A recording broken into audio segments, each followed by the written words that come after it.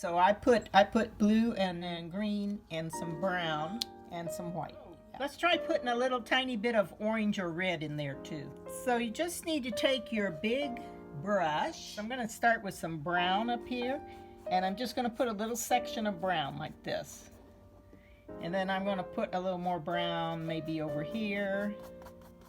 You can just put it wherever you want to, but then dip your brush in the blue and put some blue next to it.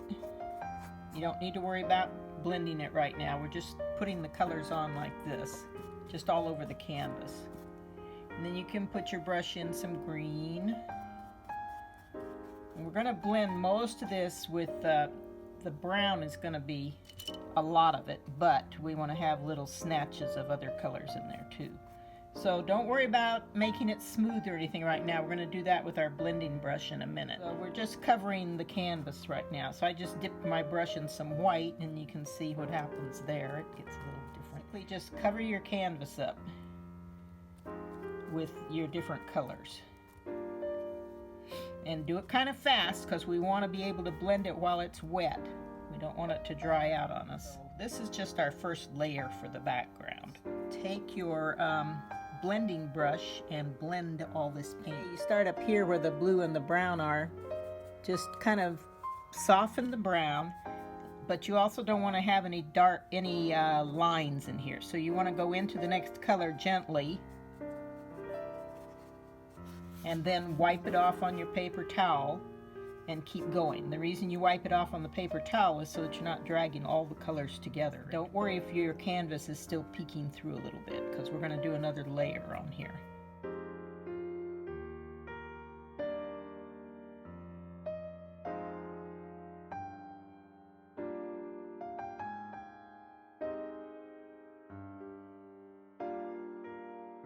This time we're going to just put your brush in some brown and some black and just go right over this like this. We want it to be mostly brown. Black. You can also throw some blue in there if you want to. A little bit of blue would be fine.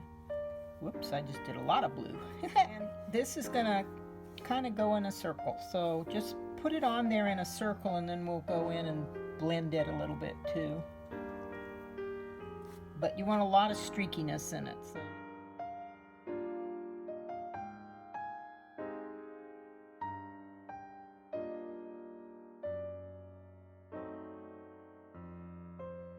Since this is going to be the background that shows, then take your blending brush and start at the outside and just blend it.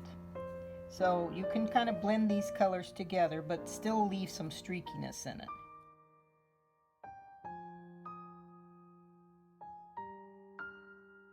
Okay, see the kind of color I have going there? It's darker toward the outside, and I'm going to make it a little bit darker on the inside too, because that's where the nest is going to be. I'm going to add a little more black and brown to the inside, and just get it as smooth as you want it. Now, it's your painting, so you can do it, you know, real super smooth or leave a lot of streaks in it. So dip your fingers in in your water, and then just go like this over your canvas so that you're dropping drops of water on there. Just a few. You don't want to do too many, but make sure they go around the canvas, and they're different shapes and stuff. If you watch it, you can see it start to lighten the paint. So we're going to let that sit for a minute to get a little bit tackier. I don't want to blow it dry because I don't want to spread the water all over the place with my blower. In a few minutes, when it's dry, we're going to lay a paper towel on top of it, and it's going to lift off the paint where the water is. And so then what you'll see is the background. Yeah. You'll see the background color. Method. Yeah, it's like a resist. And it makes a really interesting texture. I kind of like doing it every so often on a painting. It's kind of surprising what happens. You don't really know what it's going to look like until you lift the water off. And if you don't like it, you can always, you know, cover it up. Just paint over it if you don't like the way it comes out. So you can use your dryer, but don't get it too close. So don't get it all the way dry. Just let it finish drying. But if you do that a little bit, that'll speed it up. And then make sure you have a paper towel so we can, but any place that's dry, you can take a paper towel and you just go like this. If you have a water spot, just put it down on it and lift it up. Now, let me show you what it did. See if I can get it there. See where my water spots were? It's not showing up on the camera, but it's actually a light brown, like I had the light color underneath. So every place that you put your towel down on top of the water, it's going to lift up the color. Just make sure that you tap it wherever there's water on it.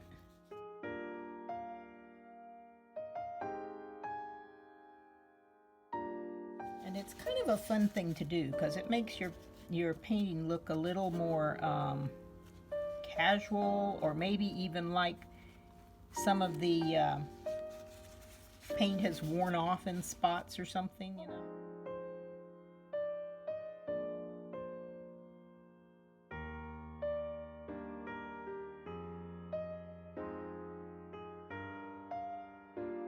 So you would take some blue and some green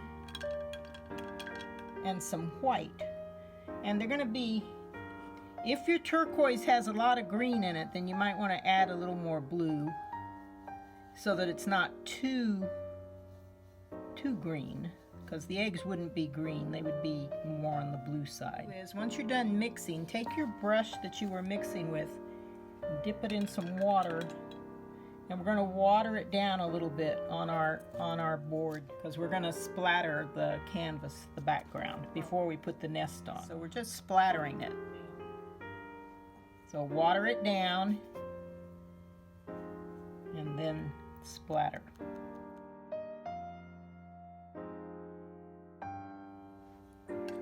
Now to make your nest, you're going to need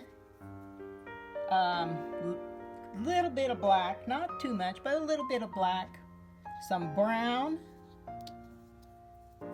some yellow, and some white. We're going to start with the center part of the nest, which is going to be right in the middle of the canvas, and it's going to be darker.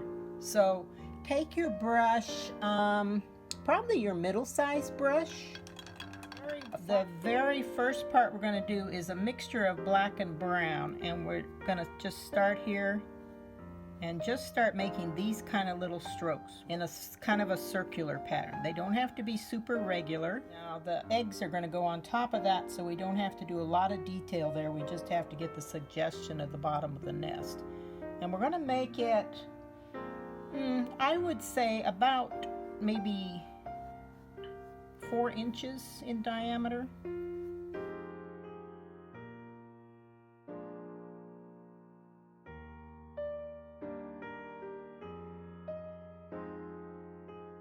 We're going to let that dry, and we're going to fool around with the outside part of the nest while this dries a little bit. So just make it about this big on the canvas. Then you're going to move to the outside of your nest, and this is where you're going to introduce some white and some yellow. And again, this is still just kind of the background of the nest, because we're going to build the nest up in layers.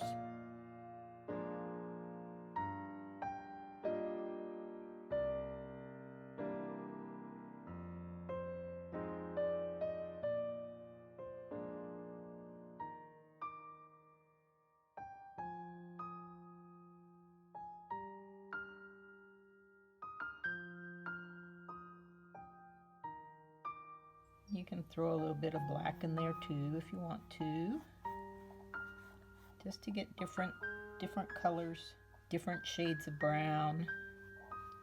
Light brown, mix the brown with some black to get it a little bit darker here and there.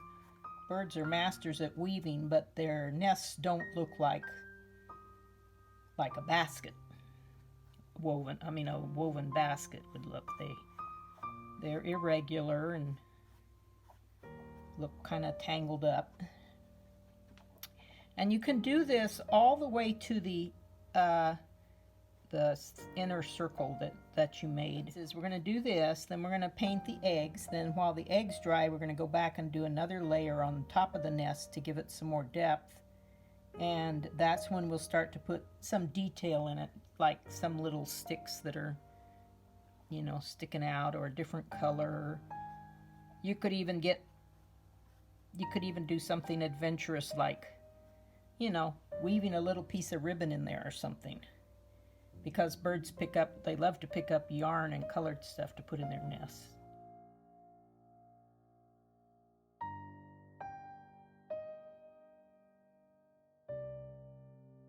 And you can have them going both directions too, because the birds wouldn't necessarily have all their little branches pointing in the same way. Crisscross them across each other.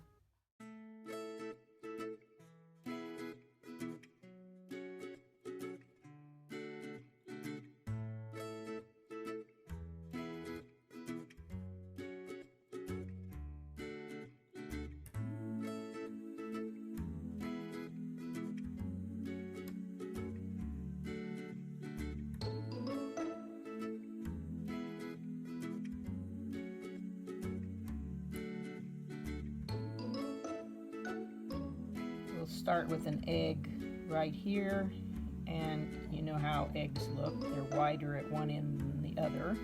You want to make them decent size. You don't want them to be too small. I'm going to have to put some regular blue in there, I think.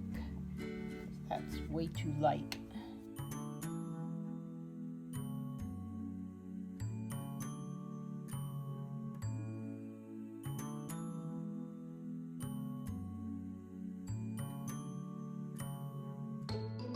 Eggs are going to be like right next to each other, so you'll do another one here like this. I'm not using the dark blue right now because I have turquoise on my brush, but try to make them as close to the same size as you can.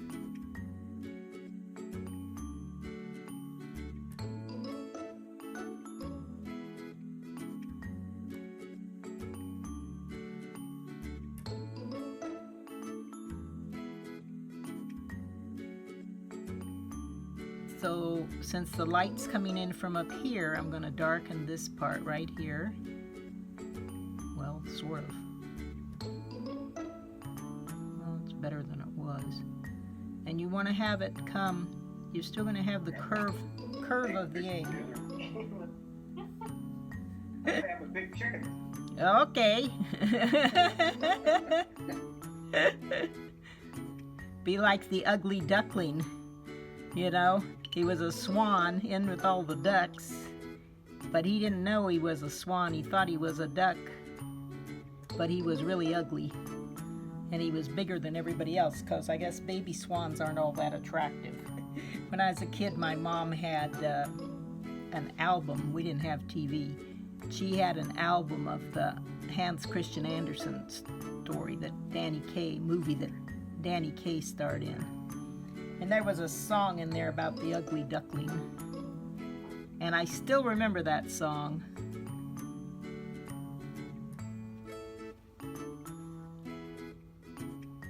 He was ugly, and the other birds, in so many words, said, "Quack, get out of town." That just cracks me up. And then he grew up and turned all beautiful and realized he was a swan. I'm darkening the edge here underneath. There, it's almost a purpley color. At least that's what I ended up mixing up. But you just darken your turquoise down a little bit. You add a little bit of blue to it, and if you need to, a tiny bit of black to get a darker color. You want to have a darker color over on the right hand side and kind of going down underneath.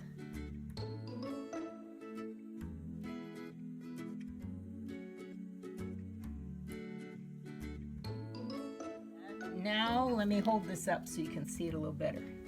See what kind of shading I'm doing on the eggs?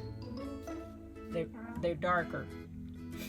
And then you start blending gradually with your lighter turquoise that you already mixed up, that you made your eggs with.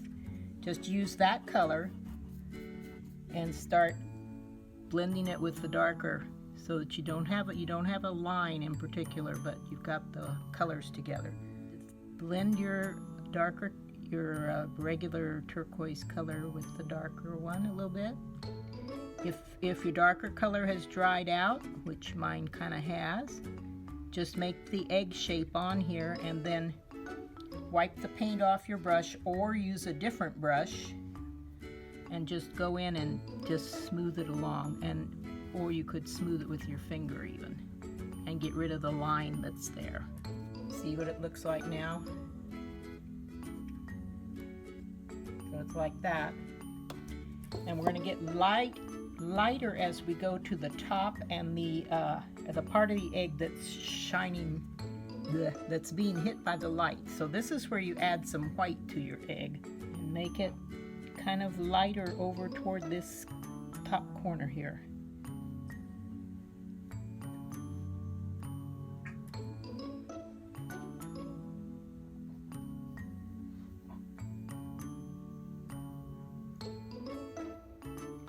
And it should have like a little circle right here, right at the very top where the light's hitting it.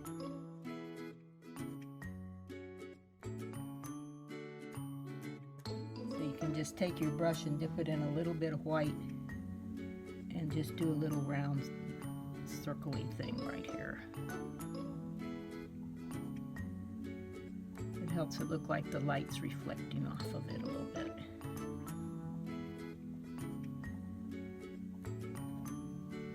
So this one is going to be kind of on top of that one. So I'm going to make the edge of him go this way, like that. So you can tell he's lying in front of the other one.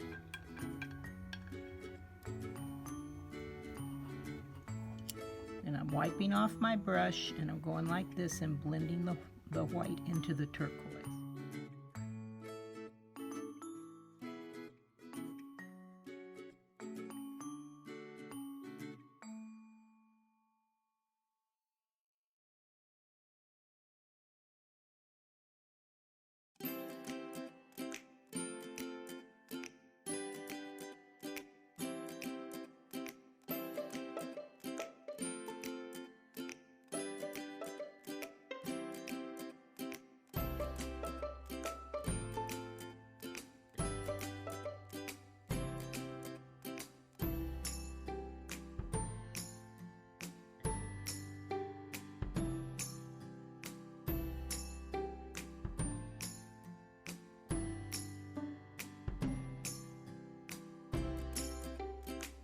Take your brush and go in a circle like this.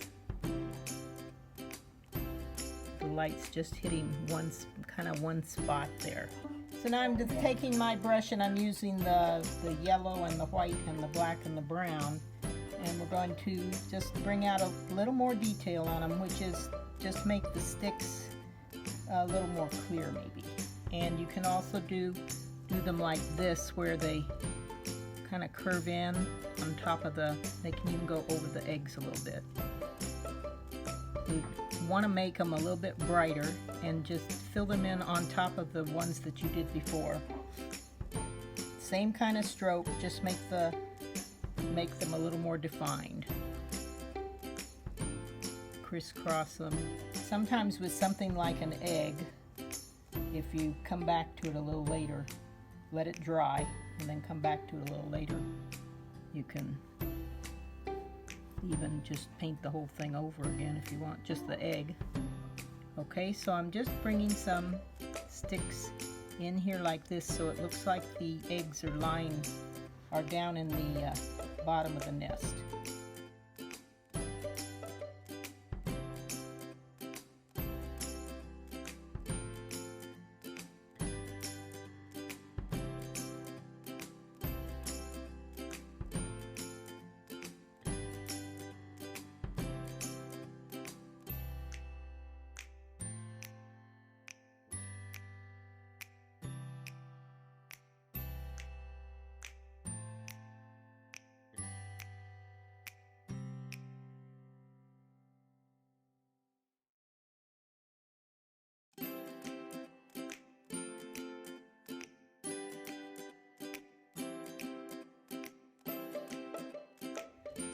We had a big yard, and we had kind of a penned-in area, and we also had 3 really big dogs. They were like, 75 pounds a piece. And my daughter asked me one day if she could have some baby chicks. And I said, no.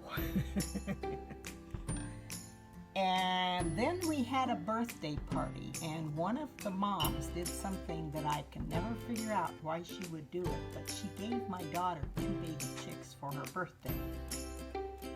Without telling me, without asking me if it was okay, my daughter opens this bag and there's 2 chicks in there. So then we had 2 chicks. So we had like a hamster cage, and we put them in a hamster cage. Well, the dogs figured out how to get the hamster cage open when the chicks were about half grown. And so I came out one morning and the young rooster was strutting around the yard, but the hen was lying out there and her neck was all wet where they chewed on her. And she was dead or dying. She was still breathing, so I went in, I took her in and closed her up in the laundry room. And then I went and told my daughter, your chicken's dying. You better come downstairs. So we go downstairs and open the laundry room door, and that chicken had jumped up and was running all around the laundry room. So that's my first experience with her pretending to be dead when she wasn't. She wasn't as dumb as she looked, but she would do that when the dogs were after her, because then they weren't interested. If she started, they didn't want to eat her, they just wanted to play with her. And so then they got pretty much full grown, and we had them in this fenced off area in the yard, but they could still get out somehow, and they did. And I came out one day and she was lying there on her side with her eye pointed to the sky, not breathing, not moving, nothing. The dogs were milling around the yard, looking pleased with themselves, and the rooster was strutting around.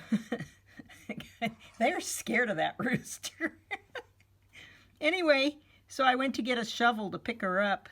And as soon as I got the shovel under her, she jumped up and started running around again. I said, are you kidding me? But I think she had brain damage. And then, that rooster, because he was so, roosters are supposed to have a whole yard full of hens to mess around with. And he only had her, and I think he just bugged her to death, So eventually she died. So then that left us with this rooster out there. And he was huge and he was mean. And we were all scared of him. And so we ended up having to move. Well, in the meantime, we had to do something with the rooster. So I called the Humane Society and I said, we have a rooster, can we bring him over there? And she says, you're not allowed to have roosters. I said, oh, well, you should tell our neighbors because our neighbors have roosters. And so then we were stuck trying to figure out what to do with this. So what you should be doing at this point is just doing what I'm doing, which is putting sticks in your nest. And just see how I'm making the sticks come out here around the eggs and stuff. And out here too on the side, you can have those sticks sticking out. Anyway, so I finally found this place. It was a feed store, and they had all kinds of supplies and stuff. And I said I had a rooster. Did they want him? And so they said, well, bring him over here and we'll take a look at him. Which meant we had to catch him. So my daughter and I are trying to catch this rooster. I have a great big cardboard box to get him in. And I have a lasso. And so we're back there in this fenced-in area, and every time we tried to get near him, he would literally fly up and attack us. And so the neighbors came to watch. This is how bad it was. The neighbors came and they're standing around offering helpful suggestions, And so I finally managed to get him to walk on top of the lasso, and I grabbed it, tightened it up, and I had him hanging upside down while my daughter held the box, and we clamped him in there. So then we had to take him in the car over to the feed store. So we get him to the feed store, and this girl comes out. She says, well, let's take a look at him. She opens the box and reaches in, and I'm going, be careful, he bites. And she just like reached down, just put her arm under his belly and picked him up. And of course, the first thing he did was bite her. So then she grabs him around the throat like this. His eyes are bugging out, and she goes, we don't do that here. And we were laughing so hard because she just reached in and grabbed this dumb rooster that we were terrified of. And so they agreed to keep him. But my son says he still has nightmares about that rooster because it lived right outside his bedroom window, and it would not stop crowing. He was ready to kill it himself. But it was so funny how smart they were. I'm going to put in a little piece of yarn there. That's going on better now.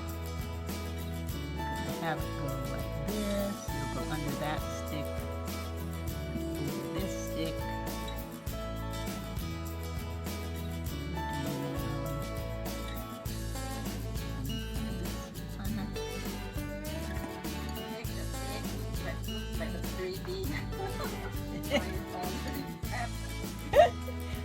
So what you need to do to finish this off is we need to take a little bit of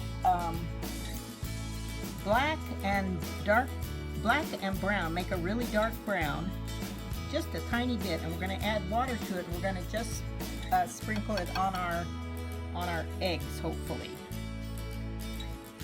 which means you have to control it. So you need to get down kind of close to the eggs because you don't want it to go everywhere. And you just tap it on top of the egg. So that's what I say, but oh, you have to hit it harder than I was hitting it, like this. And then you get some little speckles on your eggs. You may get some little speckles on your nest too, in which case I'll just blend it in.